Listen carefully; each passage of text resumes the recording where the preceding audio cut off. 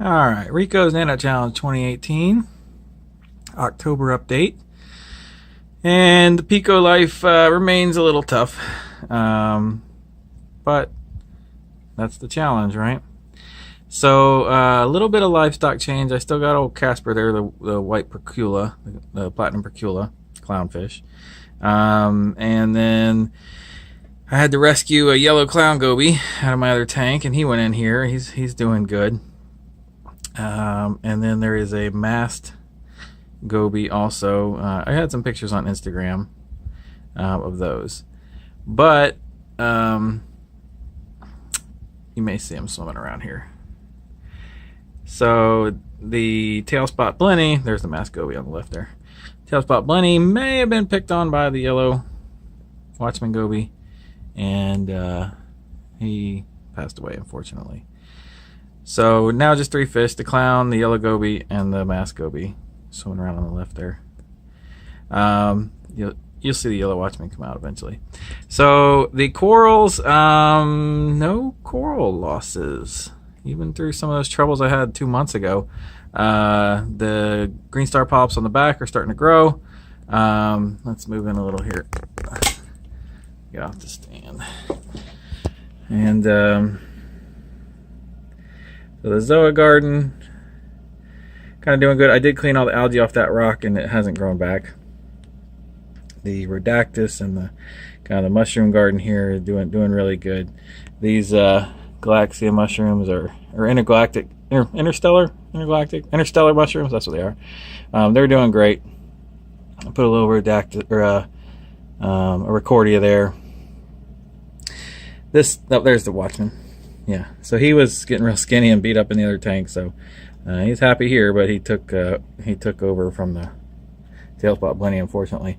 These are our remnant of the mini crash I had when phosphates went out of control. That was 1 or 2 videos ago.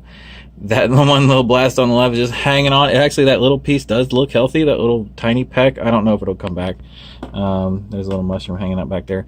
This Cyphastria here is probably my best example of growth going over that rock. That and a couple other things. So there's some Galaxies that are being nice and playing well. That Bauer Binky, still awesome. Hasn't killed anything else.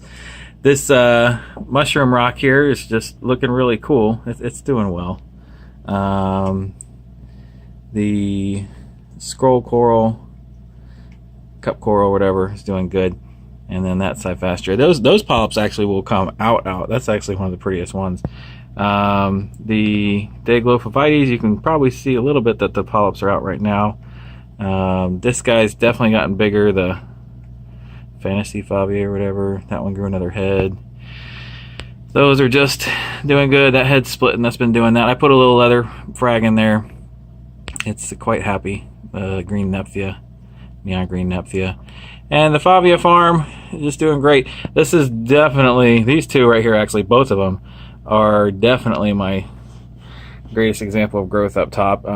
You know, that green Fabia on the right was, I guess I have to look at the old videos, but maybe 4 heads, 5 pieces, and it's just loving life. And then the Tropic Thunder Monty was just that little piece hanging off. So all that rock growth is growth over the last 10 months.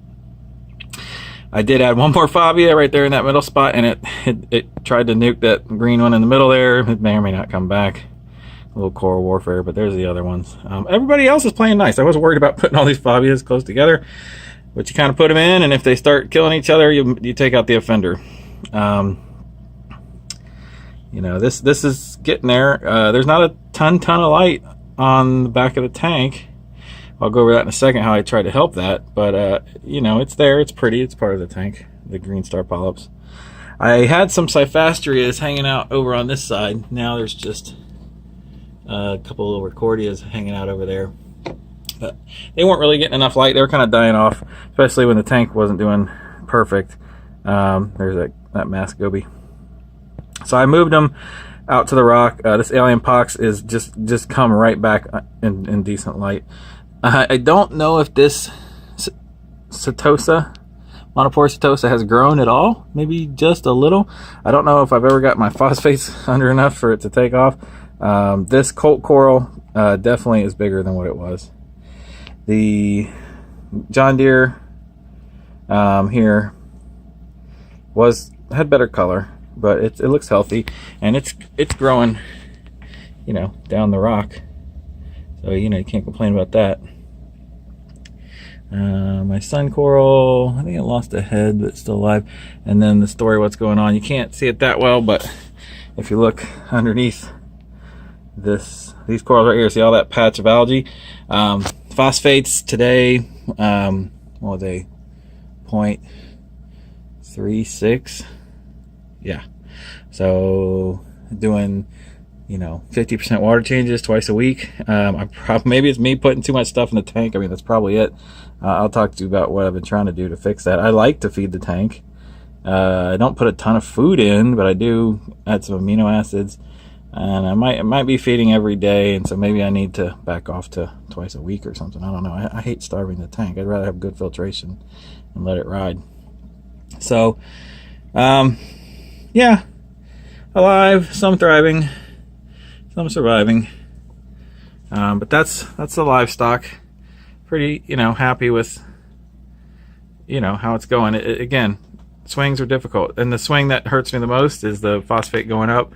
When I get my phosphates under control, or I do more water changes, my alkalinity drops a little, but maybe from like 8.1 to, you know, 7.3 in like 3 or 4 days, and then I adjust and make it. So, all right, so let's take a look at the equipment. We'll go to the white light here. All right, so, oh, hang on, that's not gonna work. There we go. All right, so I've still got the Z light here, and it's doing great. And I added the Coralife T5. I got 2 actinic bulbs in there. And, you know, if you watch Bulk Reef Supply's videos, the back of the tank is always the darkest because it doesn't reflect light off the glass. So having that there on the back is kind of for the green star polyps, kind of for everything else. But I did notice that they do like that. Still got my high-tech cooling fan there. The Aquamax hang on the back one. Just doing great. I just cleaned out the air hose again, and it's going nuts. You know, I have to do maintenance on it every little while, but not too bad. It works. I just clean out basically the air hose, make sure the bubbles are coming out, cleaning out the intake, because I don't run filter stocks on here, and that's probably my main problem. Is I just don't want to do filter stocks. I wanted other equipment, so I you know, stuff just flows through the tank. Sometimes it clogs up some pumps. Sometimes it, you know what I mean, the intake, whatever there. Still putting in kalkwasser and vinegar, ATO. That's a stone, just in case power goes out. There's a double D battery pack back there plugged into the wall. When it goes out, it kicks on, so that's my backup plan. Eheim heater. This is the Marine Depot DIY ATO. It's been doing great. Here's my Inmate Marine Nano. Where's my PH Pro back there? Nano, or whatever, the small one, desktop reactor. So that's what I've been using to kind of do my media, and I'll show you. I've got some ready down here. This is kind of was my plan. So up top here we got a bag of carbon, and then some Phosguard, and then some Aquaforce Zeovit down there. That's not what's up there. I actually made 2 of these. I was like, yeah, this will work, and no, it hasn't. Let me pull this. Oh, yeah, that's off. So then I filled. I started my phosphates didn't come down. So then I filled this Phosguard up. That's the recommended dose for 10 gallons or 9 gallons, whatever it is. Up to here. That didn't do it. It just saturated it. So now I've got some. I left the Zeovit in the bottom. And then I've got high capacity GFO. About, you know, it's about that much, but I got it tumbling, and high capacity GFO usually works pretty good. But this actual reactor is hard to keep tumbling, I guess. So you kind of just got to start it tumbling fast and expect it to kind of slow down. So it's not like the one I can dial in on my big tank where I just set it and forget it. I do have to look at this one a little bit to make sure it's pulling out phosphates. But, you know, as the stuff breaks down in here, you know, you can see that the dark patches are, you know, is the, you know, that's the mold, or not the mold, but the, you know, the algae. You know, I can pull it off manually, but then it kind of clogs up my stuff. But as I get the phosphates down, that'll turn pale, and it'll start to peel off, and you know, I just need to keep it'll start to rot, so I'll need to keep the phosphate control pretty high. So, you know, that's the struggle. That's been the big thing about this tank. So there's my kalkwasser reservoir. I did switch over to the BRS pharmaceutical grade. It still leaves, and I put vinegar in there. It's still, actually, there is less. You can't see it that well, but there's a little less white stuff on the bottom. Mixes up a little better. Adjusted the dose slightly, but I had all that other stuff going on. Haven't noticed a huge difference, but I don't use much of it, so I was still using the same can I bought 2.5 years ago, the little quart jug of the regular BRS kalkwasser, and that was fine. So I just switched over to try it. ATO reservoir. Here's my Zeovit.